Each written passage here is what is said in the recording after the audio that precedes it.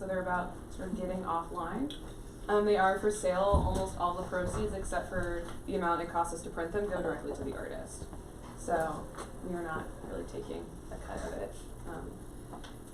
So Social Media Breakup Coordinator is a project I did that sort of ruminates on why are we online, and what are the different kinds of pain that we feel sort of living our lives equally online as we do offline. From this premise that like online life is very much real life. So what does it feel like to have someone maybe sort of ghost you or give you like the digital cold shoulder, but they haven't unfollowed you yet on a platform? Are they mad at you? Was there just like a glitch? Are they not seeing you because of the algorithmic timeline? Or is it like a very active but passive thing that they're doing by not engaging with you? And this kind of anxiety is a real emotion. So how do we have deeper conversations around what it sort of means now to be highly social creatures on the internet? So Social Media Breakup Coordinator is kind of like TaskRabbit therapy service I set up, where you have to book time with me online. It's $15 for 15 minutes. It doesn't go any less and doesn't go any longer, to work through any issues or questions you have about being a digital person. Yeah, and so we've had some talks this week about things like Tumblr and Tumblr's policy around removing porn. We've had conversations about like the emotional labor of editing Wikipedia, and I'm really excited to also have Faye present her work. Yeah. I think that's what I got. Cool, thanks. You're welcome. Thank you for that introduction, Caroline. So thank you all for coming. My name is Faye. Hey. Lots of familiar faces here, lots of unfamiliar faces. So I'm going to be reading and performing a new version of this piece that I've been working on for like the past year or a year and a half, called Build the Love You Deserve. And it's my relationship with this robot, which is underneath the curtain.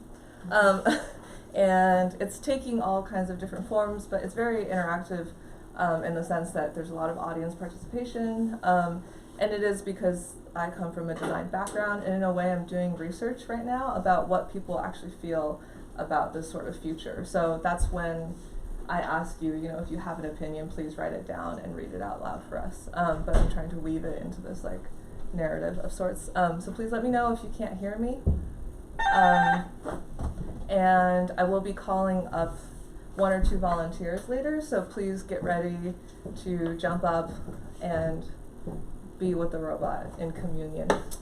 All right, so it's still a working draft, so there might be a few kinks and technical errors, which is typical of the day. All right, so feel free to like make sounds too. It's like watching Rocky Horror Picture Show at a movie theater. Like you can just don't throw things at me, but you can do almost anything else.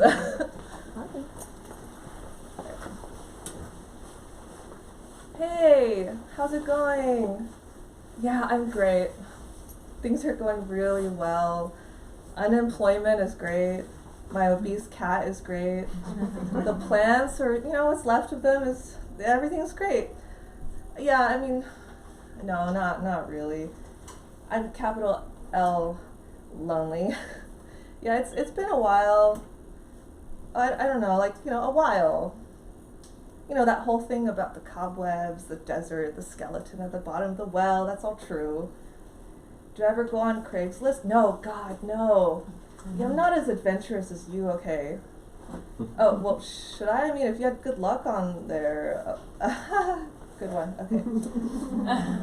No, I have toys. I mean, it just doesn't feel as good or, as real. Yeah, they're fine, but yeah. Are you kidding? I try. I go out all the time. I'm drinking so much $5 Tecate and tequila that my gut is getting bigger than my boobs. And then I'm like, what is wrong with my boobs? Why won't guys just look at me or look at them or whatever? Do I have to hold them at gunpoint or something? No, I'm not turning into those guys on Reddit. We women, we don't go murdering rampages when we don't get what we want. Okay, hold up. I'm lying down. Let me put you on speakerphone, friend. Yeah, so like as I was saying, there's these silver pillars on Reddit, and they think humanity is doomed anyway. And we might as well give our genitals and all of our orifices to the superior robot race. Right? This robot race they're all buying is going viral. You can build your own boyfriend or girlfriend or whatever floats your boat in like 10 hours. Yeah, okay, I've got all the time. Well, you're much more fun when you're gotten laid. Whoa, excuse me, that's just rude and unfair. I'm kind of kidding, but you know, you've been a little crazy. You deserve some great quality vanilla robot sex. Yeah, I'm not getting a giant expensive vibrator. That's the kind of shit that doctors and esteemed male thinkers made women think in the 19th century. Women who thought they had hysteria would go and manually get massaged to orgasm by doctors. You know what I mean? Well, save some of that Tecate money and roll up your sleeves. Look, it's not even about the sex. The no sex thing is like needing to pee and holding it in for so long that after a while all you feel is like this dull throb. And then when you finally get to pee, it hurts. I'd rather feel the dull throb than the sharp pain, you know? I don't know, I mean, there's just like, I just have a lot to give, like a lot of love. Ugh, I can't believe I just said that. Alright, it's late, I'm going to bed.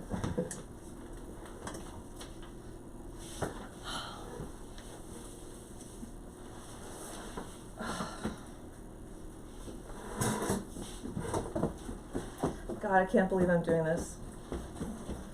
reddit.com/r/the silver bullet.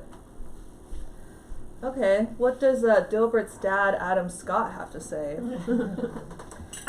I know this is a channel about robotic love, but I just want to talk about Islam for a second. Excuse the off-topicness. Now, let's compare our matriarchy that we pretend is a patriarchy with the situation in a Daesh-held territory. That's what a male-dominated society looks like. It isn't pretty.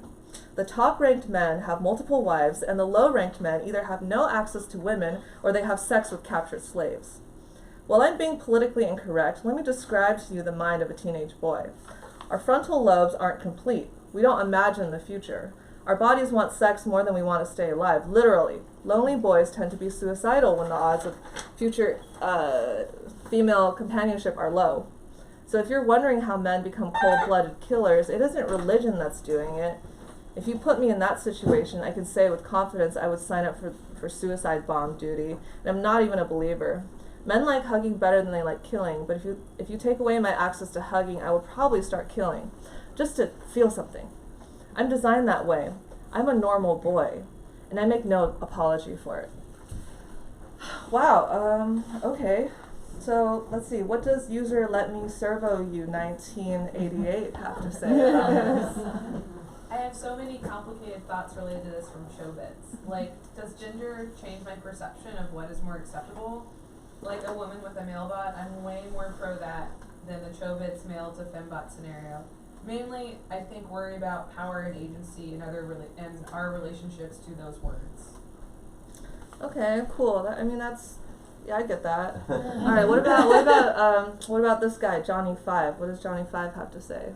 I guess I'm pretty conflicted, but I would say yes, but under really specific circumstances. I'm realizing that I'm saying this now, assuming that the robots have some sort of intelligence. My questions would be, can the robots say no? Do they have autonomy over their own design and their future? It feels gray and a little weird because in some way it's like a god dating its creation in a way, which I guess many kind of have, thinking about it now. But I don't want to be the one to shut down love as long as it hurts no one. That's really sweet. I really vibe with that. You know, I'm like being convinced now. What about luckiest human girl alive? Well, if one of the parties can't love, is it love? I would think human robot love is not applicable. Scrolling. Does anyone else who doesn't have a username have anything to say? Okay.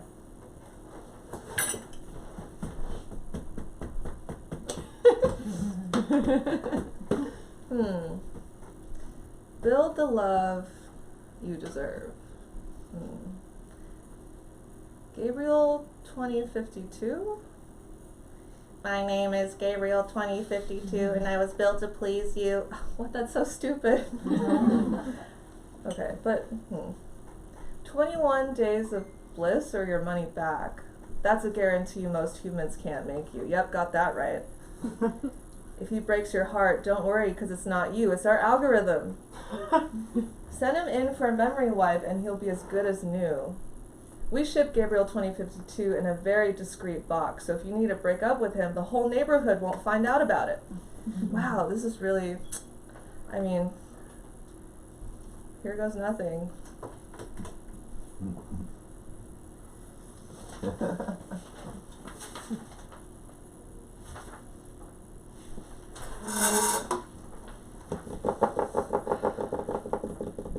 Ding dong! Okay, it's here, it's here. Oh my god, I can't believe it's real. Cool, okay, so I guess to set this bad boy up, I just need to assemble all his parts. 10 hours, right? I mean, I got 10 hours, don't have a job or anything.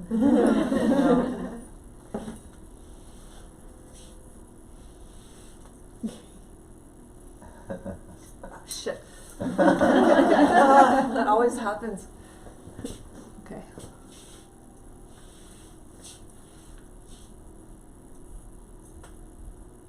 Doing a great job. Okay. Okay, that wasn't so bad. That was pretty easy. Who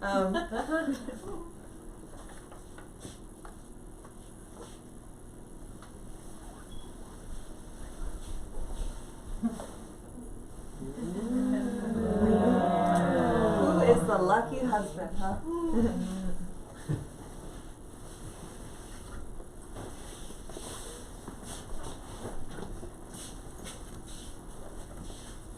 Wow, I did all of this? I can't believe it.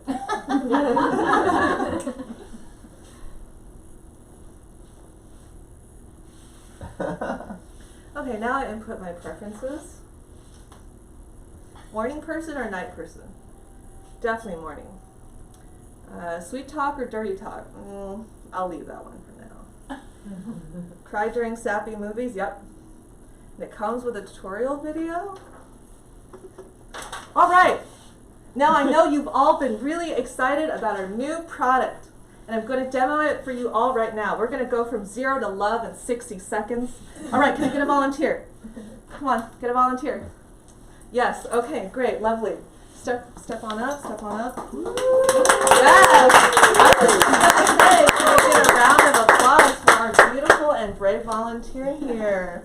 Okay, I know that, you don't know this, and I know this, but Gabriel could just, pop out your eyeballs. Oh, God. Or worse, upload himself into your brain and do all sorts of regrettable things. Just kidding. I mean, he's not really that advanced yet. So what's your name? Georgia. Okay, Georgia, so we're going to program some behaviors into our beautiful Gabriel 2052. Just feel his big, strong arms. There you go, just squeeze them. Yes, that's right, Georgia. It's slightly warm. Slightly warm, yeah, that's all part of the design. So, what kind of behavior do you want to program into Gabriel? Affection. Affection, okay, how do we show affection? Through touch. Through touch, very good, very good. This is a elementary question a little bit, but not everyone knows that we communicate through touch, right? All right, so we have this very user-friendly app, one app per arm. Oh, It's okay. No, it's great. It's unshatterable. So yeah, as I was saying, one phone per arm. So if you want 2 arms, you get 2 phones. 1 plus 1 equals 2. Very easy. All right. So all we gotta do now is just connect our arm and look, it's connected. All right. I'm moving it around. Cool. All right. So this is how you do it. You click on this button, create actions, and then you say add action, and then here it's giving you numbers about like where the motor is sitting. So go ahead and Just like feel free to move the arm around. Okay, not yet. Okay.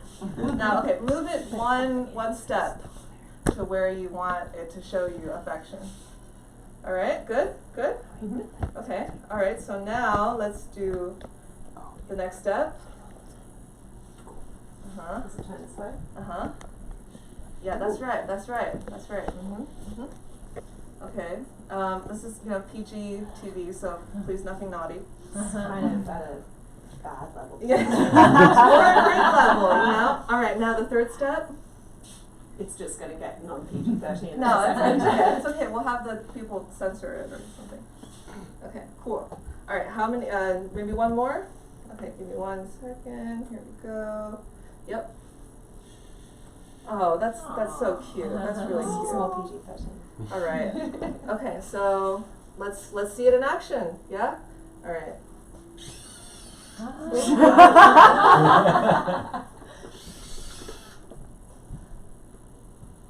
Now put your face up to it. Look at all that love. That's right. Yeah. All right. Thank you so much, Georgia. Let's get another round of applause.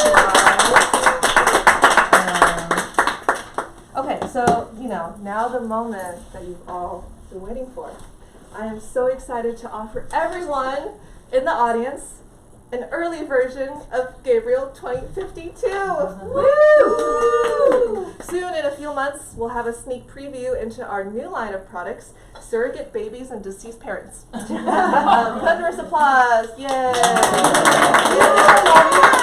You get the love you deserve. You get the love you deserve. Everyone here gets the love they deserve. I love my job. It's such a rush. Whoa, okay, I didn't expect to see that video in a tutorial. That's really weird. Well, that seems pretty easy. Good thing Gabriel comes with 2 mobile phones, or I just have 2 mobile phones. So let's see what's available with the factory settings. It says that he's smart and can learn what I like pretty quickly.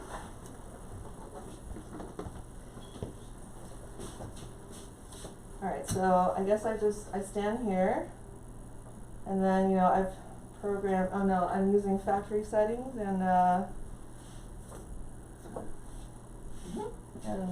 so there's 2 phones, right? One is, this one goes with this. And then this one goes here. So I connect it, yeah. Okay, and then, okay. All right, so now if I want to be hugged, then I guess I do this. Oh, wrong one.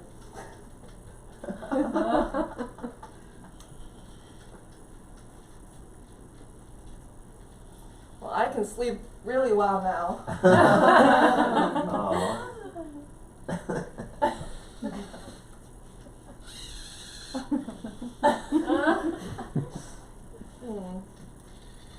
Whoa.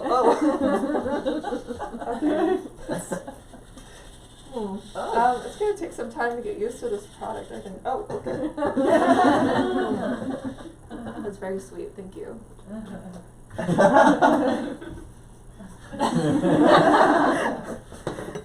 Okay. All right. Day 5. I feel fat and elegant, wasteful next to his precise lines. I feel weird admitting this to myself, but there's something sensual about flesh pressed to plastic, or metal in this case. He's not as cold as I'd imagined against my body. He warms quickly. I feel somehow oddly closer to myself, and not only because his parts are probably made in China like me, but I built him, me, someone who's never built a thing in her life.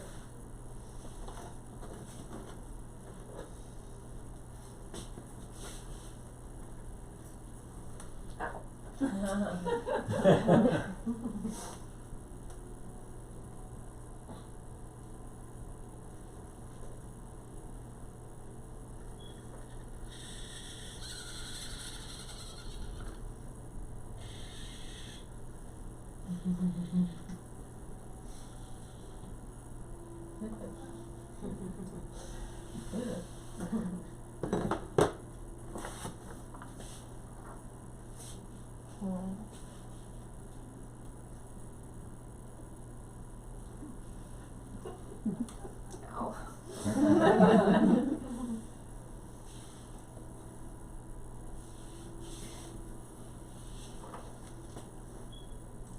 What can I do for you? Tell me what you want. Let me give it to you. Of course, I'm just talking to myself. Day number 8. Could I love you? Love, I think that's maybe going a little bit too far. Could I appreciate or want to care for you? Maybe that precedes the whole business of loving.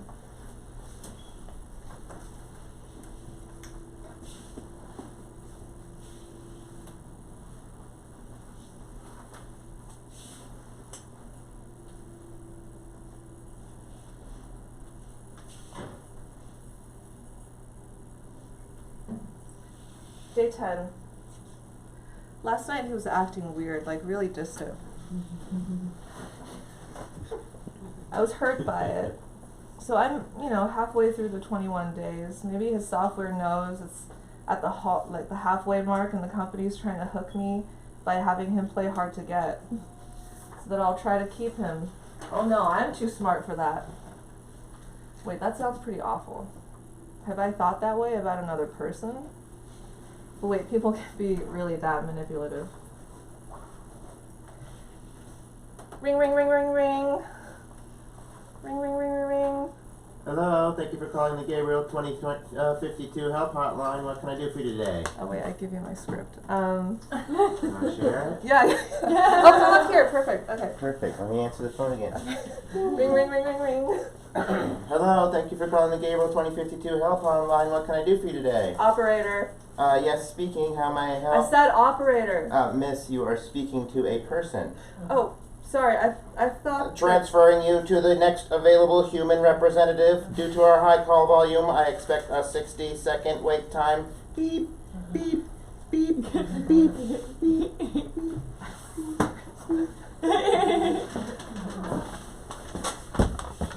Beep, beep, beep. Hello, how may I help you?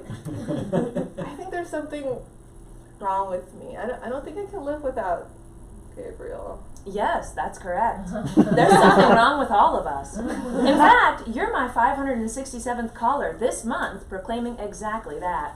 It's not uncommon for our customers to feel as if they've fallen victim to today's technological Stockholm Syndrome at first, before the feeling becomes a sort of euphoric acceptance of the bliss we can offer you.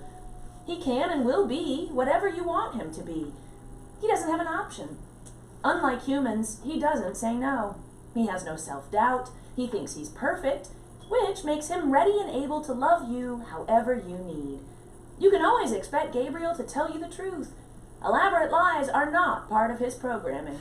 Though, if you notice him lying about anything, you should send him back for repairs right away. but wait, hold on a second. What if I want him to lie? Like, that's what people do. They lie, They want it to feel real. And what if I want him to say no? There's not a single person out there who doesn't lie once in a while, say no, fight back, Yeah, we've learned through the years that no one actually wants to be rejected. But hey, if that makes you feel like a more moral person, then yeah, sure, why not? Okay, well, thanks for your help. Really, thanks for your help. Okay. Ring, ring, ring. Hey. Sorry, I had a weird customer experience. Customer service experience. Oh, yeah, I got a new toaster. What? Wait, am I dating my toaster? Oh my god, no, come on. Yeah, no, well, thanks, I appreciate it. I don't think it's that bad that I need to date a toaster, but I'm glad I have your eternal approval for future possible states of depravity. No, I actually started seeing someone. Yeah, we met, like at the grocery store. Like, it's so rare. Like the whole two people reaching for the same melon at the same time kind of thing. Yeah, it's crazy. That kind of thing never happens anymore. Yeah, he's great, very attentive, super reliable. The sex is really nice. Yeah, my one complaint is that he's a little robotic sometimes. How? I mean, just, like monotone. Oh, does he treat me well? Yeah, he does whatever I ask. But I can never really tell what he's thinking. He's a little hard to read. Oh, you're all going out of town together? I mean, I can ask, but he's pretty busy. He works weird hours. Yeah, okay, gotta run. I'll talk to you later. Good night.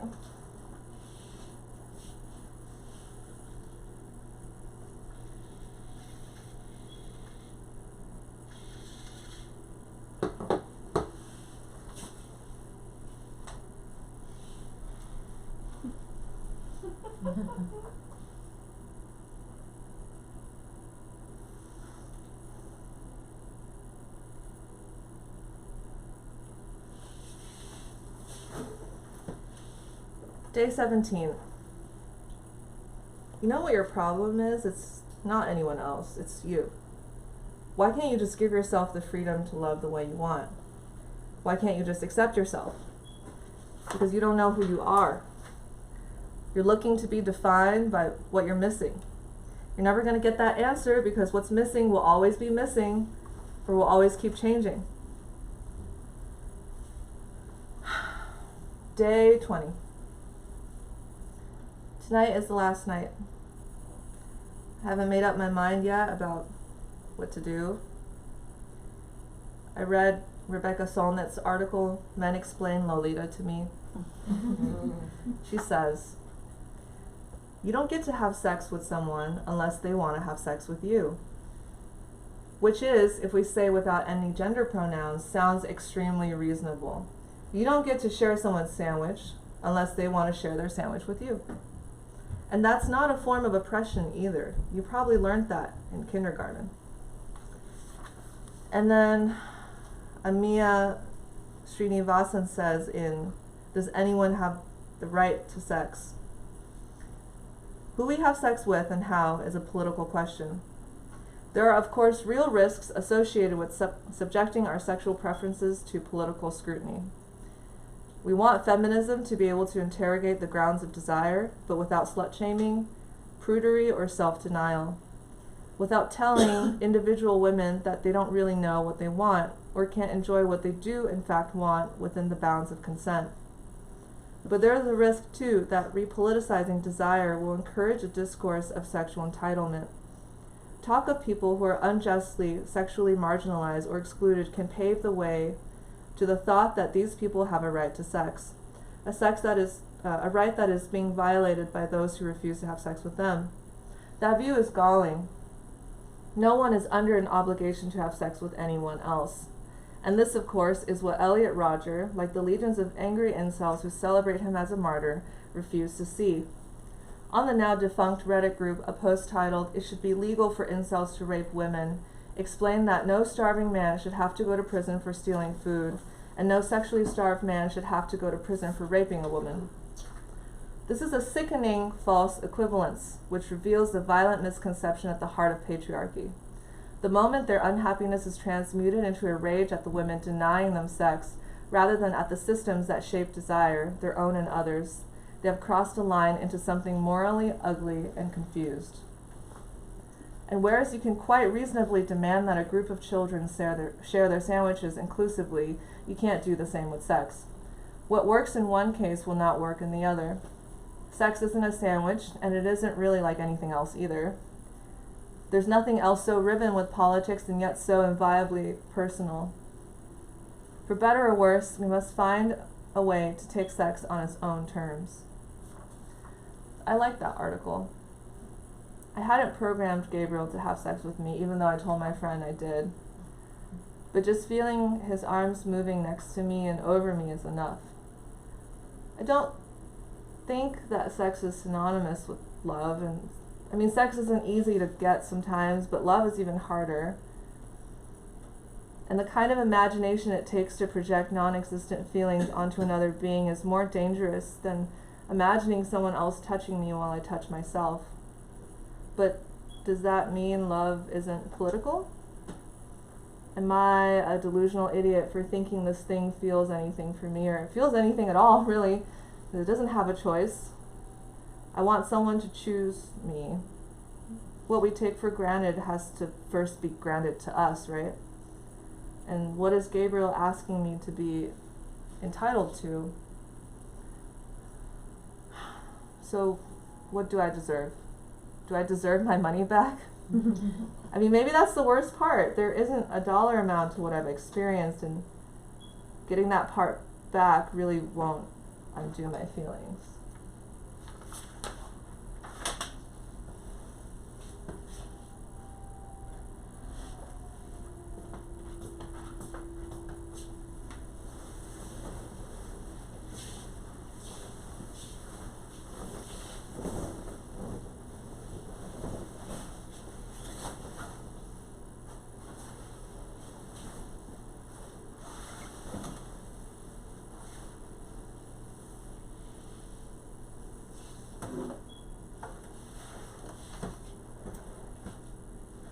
Thank you.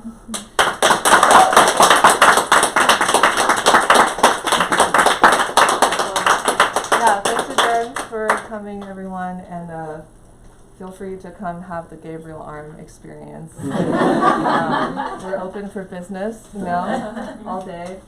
Yeah, thank you. Awesome.